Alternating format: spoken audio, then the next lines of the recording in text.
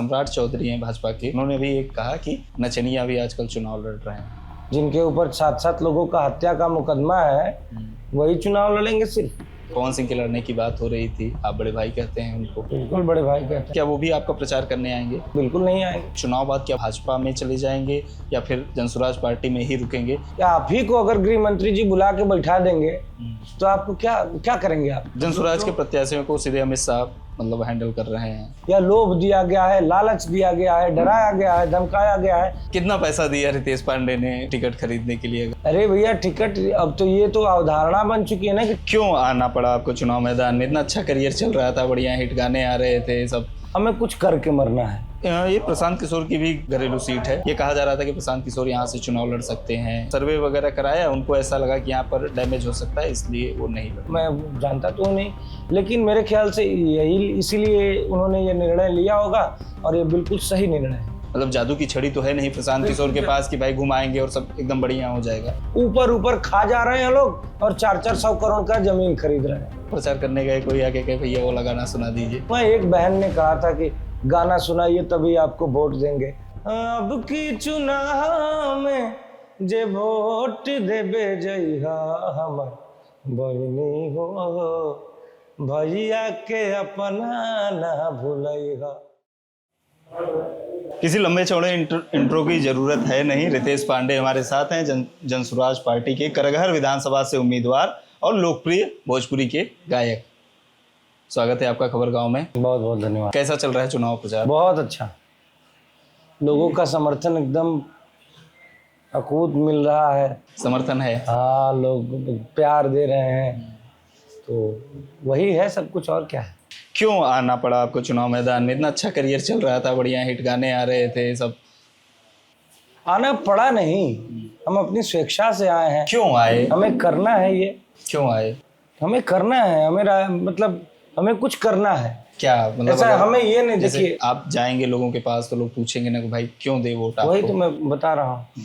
जैसे हमारा ये सोच है कि हमें बहुत पैसा कमा के, बिल्डिंग्स खड़ा करके, बहुत ज़्यादा प्रॉपर्टी अर्जित करके, धन अर्जित करके मरना नहीं है। मरना तो सबको है, हमें कुछ करके मरना है। हम अपने राज्य के लिए, अपने देश के लिए करना चाहते हैं कुछ। हम ये चाहते हैं कि हमारे मरने के बाद लोग ये कहें कि भाई उसको माँ सरस्वती की कृपा उसके ऊपर हुई, तो वो अपने लिए नहीं, समाज और अन्य लोगों के लिए, देश के लिए, राज्य के लिए भी कुछ किया।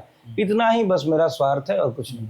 मान लीजिए आप विधायक चुन लिए जाते हैं, 14 नवंबर को ही रिजल्ट आना है, आप विधायक निर्वाचित हो गए। वो कौन सी चीज़ें हैं 5 जो आप लोगों को ये कह रहे हैं कि आप मुझे इसलिए वोट दीजिए, अगर मैं जीत गया तो मैं ये काम करूंगा? देखिए, हमारे पार्टी का तो पूरे बिहार को लेके प्लान है।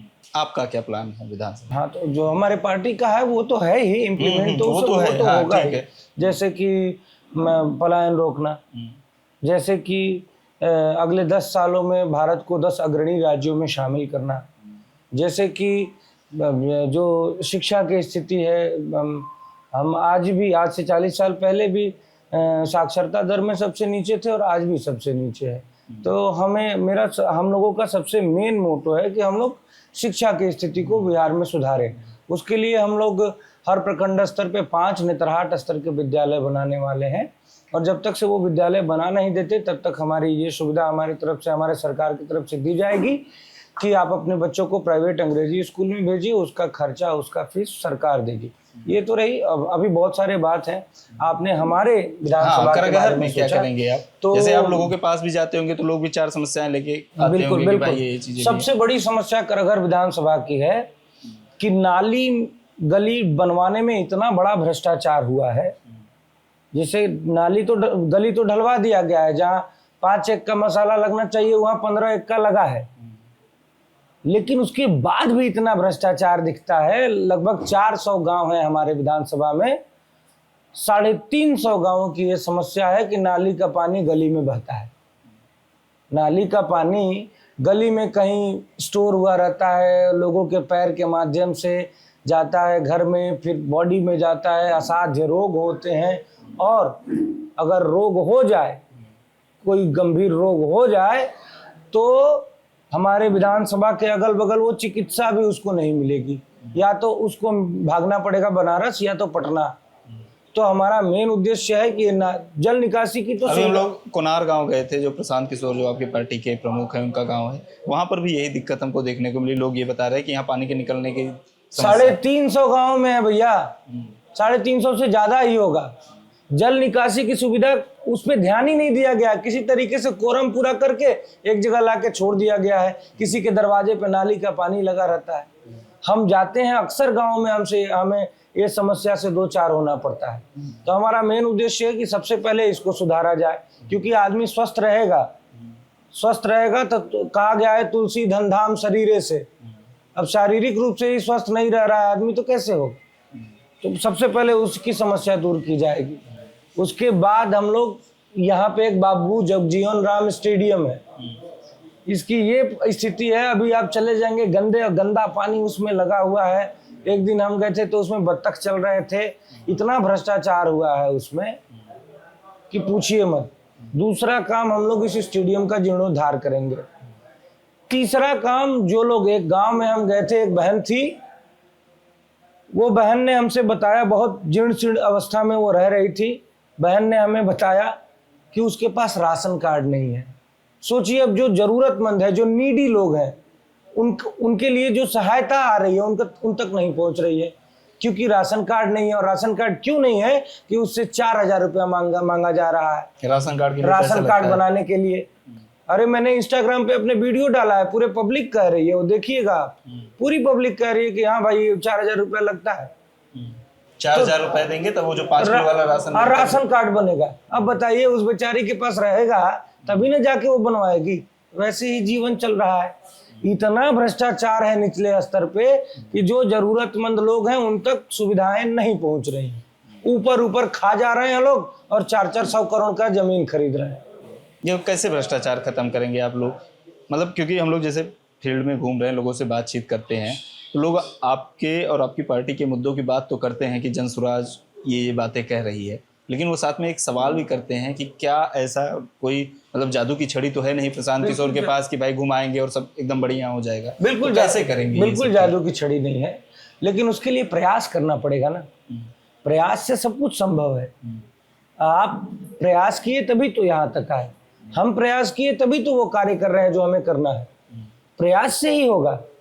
तो जो लोग प्रयास ही नहीं करते हैं, जो जोड़ तोड़ में लगे रहते हैं कि भाई हाँ इस जात का वोट इतना है इनके पास तो इनको ले लो, इस जात का वोट इतना है इनके पास तो इनको ले लो, उस जात का वोट उतना है उनके पास तो उनके ले लो, और सबको जोड़ के बना लो सरकार।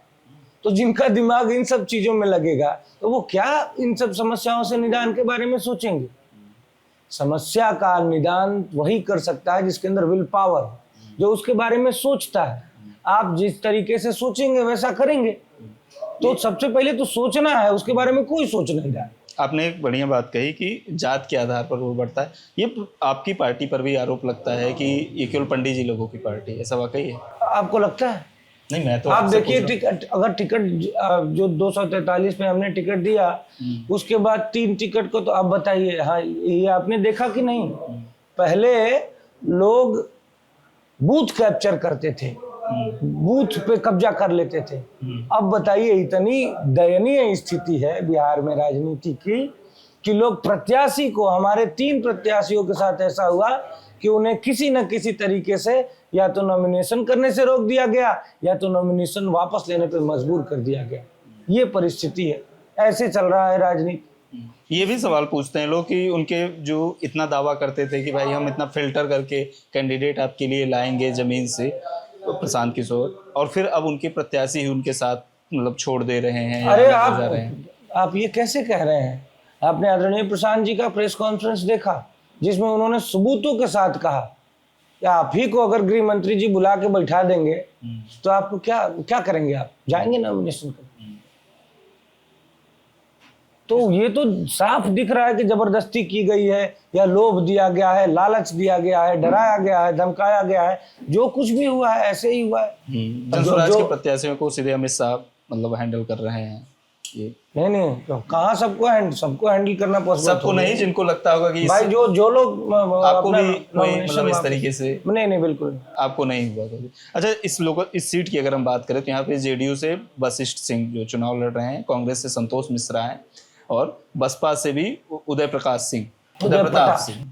सिंह जनसुराज से आप लड़ रहे हैं और सीपीआई से भी हैं उम्मीदवार, सीपीआई से भी मतलब गठबंधन में भी है सर। किससे मुकाबला देख रहे हैं आप? मुकाबला देखिए हम लोगों का किसी उम्मीदवार से नहीं है, मुकाबला हम लोगों का बिहार की गरीबी से है। हम लोगों को गरीबी दूर करना है बिहार से।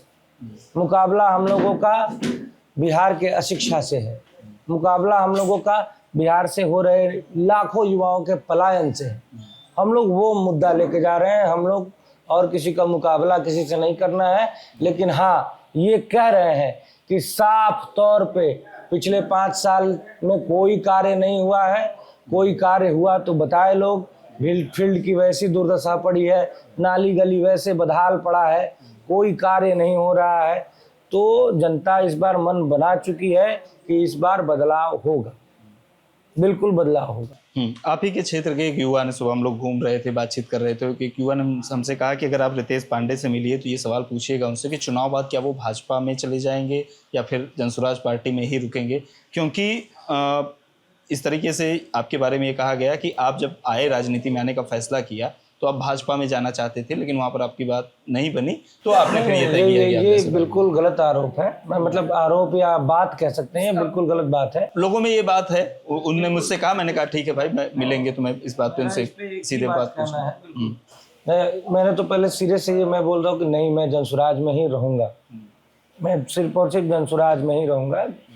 जीतूं या हारूं या जो भी करूं, मैं जनसुराज के साथ रहूंगा, क्योंकि हमने बहुत सोच समझकर जनसुराज में आने का निर्णय लिया।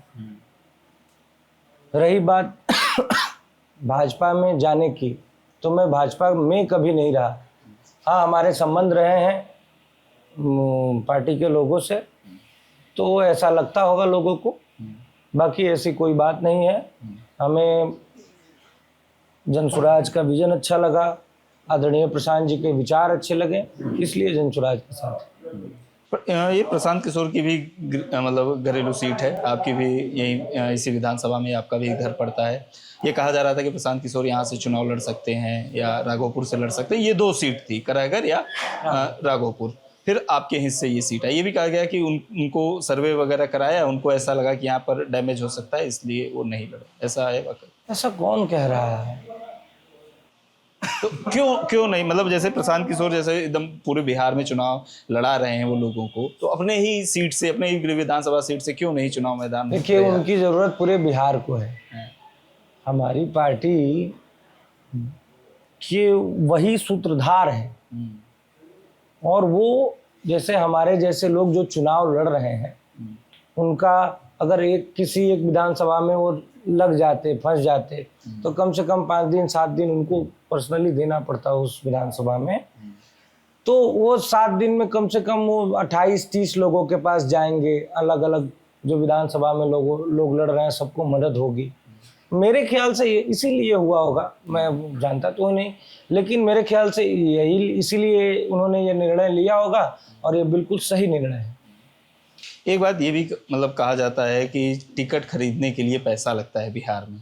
आपकी पार्टी में भी ऐसा? क्योंकि आपकी पार्टी तो अभी पहली बार आई है। बिल्कुल नहीं, कोई पैसा नहीं। हमारी पार्टी ऐसी है। कितना पैसा दिया रितेश पांडे ने मतलब टिकट खरीदने के लिए, अगर हम पूछे तो? चंदा उंदा कुछ तो रसीद कटाते होंगे? मैंने बोला तो बिल्कुल नहीं। मैंने 10 रुपए की सदस्यता ली। 10 रुपए की सदस्यता? 10 रुपए की सदस्यता ली। 10 रुपए में टिकट ले लिया आपने? अरे भैया, टिकट अब तो ये तो अवधारणा बन चुकी है ना कि टिकट बिकता है। क्योंकि ये नॉर्मली सब लोग यही कहते हैं कि भाई इतना हिस्सा लेके आए। जनसुराज नई राजनीति की नींव रख रहा है इस पार्टी में, इस दल में ऐसा कुछ नहीं होता। आपके मतलब साथी लोग भी चुनाव मैदान में हैं, कुछ खेसारी लाल यादव चुनाव लड़ रहे हैं, पवन सिंह के लड़ने की बात हो रही थी, आप बड़े भाई कहते हैं उनको? बिल्कुल बड़े भाई कहते हैं। आपने चुनाव प्रचार भी किया था उनका जब वो लोकसभा का यही लोकसभा पड़ता है? नहीं, वो काराकाट लोग। काराकाट ये सासाराम। ये सासाराम में आता है। अच्छा, तो आप भी प्रचार करने गए थे, क्या वो भी आपका प्रचार करने आएंगे? नहीं, अगर वो किसी दूसरे दल में है तो बिल्कुल नहीं आएंगे। कोई बातचीत हुई आप लोगों की, जैसे भाजपा में चले गए? नहीं, उसके बाद बात नहीं है। बात नहीं हुई पवन सिंह से आपकी? उनकी वाइफ भी चुनाव लड़ रही हैं, बगल की सीट है काराकाट से। ये कहा जा रहा था कि जनसुराज से भी वो टिकट की दावेदार थी, मतलब बातचीत चल रही थी, फिर निर्दलीय लड़ रही हैं अभी वो। नहीं, वो एक बार आदरणीय प्रशांत जी से मिलने गई थी और वो प्रेस कॉन्फ्रेंस मैंने देखा, जब लोग प्रेस वाले लोग जो पूछ रहे थे आदरणीय प्रशांत जी से, तो उन्होंने कहा कि ये एक अपने भाई से मिलने आई हैं बहन के तौर पे। तो प्रशांत जी तो पूरे बिहार को बदहाली से निकालने का बीड़ा उठाकर चले हैं, तो पूरे बिहार की बहनें, उनकी बहन है, कोई भी बहन जा सकती है मिलने, तो वो चुनाव से रिलेटेड नहीं से था। रिलेटेड बिल्कुल। खेसारी लाल यादव चुनाव लड़ रहे हैं राजद से। इसके अलावा हम देख सकें, पहले पवन सिंह भी लड़ चुके हैं, मनोज तिवारी सांसद हैं, रवि किशन सांसद हैं, और दिनेश यादव भी एक बार सांसद रह चुके, पिछला चुनाव हार गए। मतलब ये क्यों, क्या ये स्टेटस सिंबल टाइप से या पावर पॉलिटिक्स, ये अपना शक्ति प्रदर्शन है क्या कि भोजपुरी के सिंगरों में सभी कि हमको चुनाव लड़ना है या सांसद बनना है या विधायक बनना है, इस तरीके से एक अनिवार्य तत्व हो गया है क्या? नहीं, बिल्कुल नहीं, ऐसा कुछ अनिवार्यता नहीं है। बहुत सारे लोग ऐसे हैं जो चुनाव नहीं लड़ रहे हैं। चुनाव लड़ने के लिए थोड़ा सा देखिए कि क्या अपने अंदर होना चाहिए कि भाई हाँ, मैं जनसेवा करना चाहता हूँ, और तभी आदमी चुनाव लड़ता है, और कोई अनिवार्यता नहीं है। कुछ लोग, अब जिसके, मेरा तो यही है, मैं सबका नहीं जानता हूँ, मेरा यही है, मेरे मन में लालसा है, मेरे मन में एक जुनून है कि हाँ, मुझे समाज सेवा करना है, लोगों को सेवा करना है, अपने राज्य, क्षेत्र और देश के लिए कुछ करना है, इसलिए राजनीति में है, और सबके बारे में मुझे पता नहीं है। लोग कन्विंस हो रहे हैं आपकी बात से, मान रहे हैं? हम लोग जनसुराज की बातों को लेके जा रहे हैं लोगों के बीच में। आप समझिए, प्रशांत जी ने ऐसा मुहिम चला रखा है, ऐसा वेब और ऐसी हवा चल रखी है कि लोग समझ रहे हैं कि आज तक हम लोगों ने लोगों के बस झांसे में आके वोट दिया है। भलाई तभी होगा जब हम अपने बच्चों का शिक्षा और रोजगार के लिए देंगे हम वोट। तो सभी लोग अपने बच्चों के शिक्षा और रोजगार के लिए वोट देने के लिए तैयार हैं। लोग अब बिहार में बदलाव के लिए मन बना चुके हैं पूरी तरह से। एक बात ये भी कही जाती है कि आपके साथ जो लोग जुड़ रहे हैं क्योंकि आप सेलिब्रिटी हैं, आप स्टार हैं। बिल्कुल सेलिब्रिटी हैं, स्टार हैं, इसलिए क्या आते हैं, या फिर वो वोटर में टर्न होंगे है? क्या वो वोटर में बदलेंगे जो आपके साथ चल रहे हैं, या फिर वो केवल आपके साथ देखने के लिए, देखिए सिर्फ और सिर्फ वही, देखिए जो हमें देखने के लिए आ रहे हैं हमसे, हमारे पास, वो हमारी बातों को भी सुन रहे हैं, अग्री कर रहे हैं, माताएं बहनें सुन रही हैं, अग्री कर रही हैं।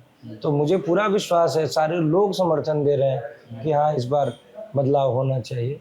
अब बाकी सब अपने हाथ में तो कर्म है, बाकी सब ईश्वर के ऊपर है। ऐसा भी होता होगा प्रचार करने गए कोई आके कहे भैया वो लगाना सुना दीजिए?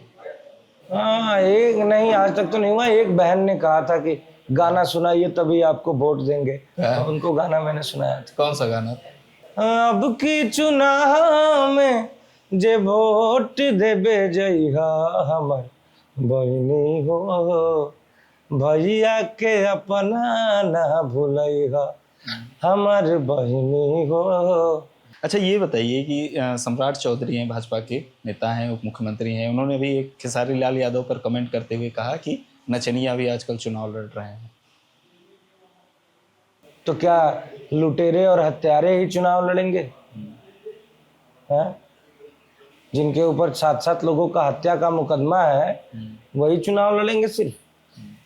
कलाकार, डॉक्टर, इंजीनियर, वकील चुनाव नहीं लड़ने चाहिए? ये लोग से समाज का भला नहीं होगा? सिर्फ हत्यारों से चुनाव का और लुटेरों से चुनाव राज्य का भला होगा? ये बहुत ही निंदनीय, अशोभनीय ये उनका टिप्पणी है खेसारी लाल यादव जी के ऊपर। देखिए, वो हमारे दल से नहीं है, लेकिन जो उन पर पर्सनल टिप्पणी की गई है, मैं उसके सख्त खिलाफ हूँ। आपके साथ के तो हैं, आप लोग एक ही इंडस्ट्री के हैं, कलाकार हैं। कलाकार अपनी कला दिखाता है भाई। तो चुनाव लड़ने की आजादी सबको है, बिल्कुल। उनकी पार्टी से भी चुनाव लड़ रहे हैं लोग, कलाकार हैं। अरे बिल्कुल लड़ रहे हैं भैया। ये मतलब ये क्या बोलेंगे, या कम पढ़े लिखो लोग, मतलब जो ऐसे ही फर्जी सर्टिफिकेट दे के घुस गए हैं, वो उनसे ऐसी उम्मीद की जा सकती है ना। और क्या, धारा प्रवाह श्लोक थोड़ी बोलेंगे वो, ये तो यही सब शब्द इस्तेमाल करेंगे। ठीक है, आखिरी में हम कुछ आपसे रैपिड फायर के सवाल लेंगे, कुछ नेताओं पर आपकी छोटी सी टिप्पणी चाहेंगे। मोदी जी कैसे लगते हैं आपको? मोदी जी ठीक है, देश के प्रधानमंत्री हैं, अच्छे आदमी। बिहार के लिए कुछ नहीं किया। बिहार के लिए कुछ नहीं किया। नीतीश कुमार?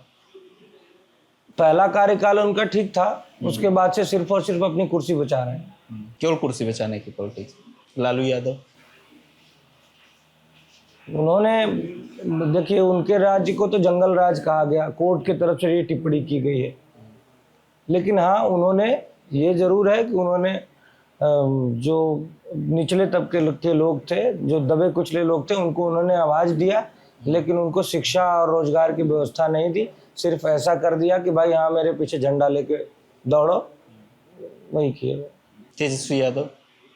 प्रयास कर रहे हैं, देखिए, प्रयास कर रहे हैं। हाँ, प्रयासरत। नहीं, अब वो तो नेता तो है नहीं, वो तो तेजस्वी यादव जी आज भी इसीलिए हैं क्योंकि वो लालू यादव जी के बेटे हैं, और उन्होंने नीचे से ऊपर तक का सफर तो नहीं किया।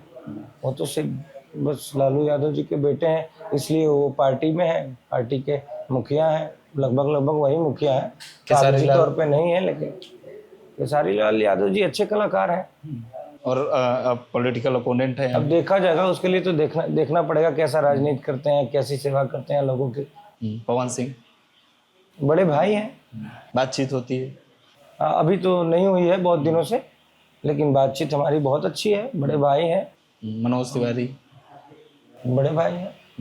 वो भी ठीक है।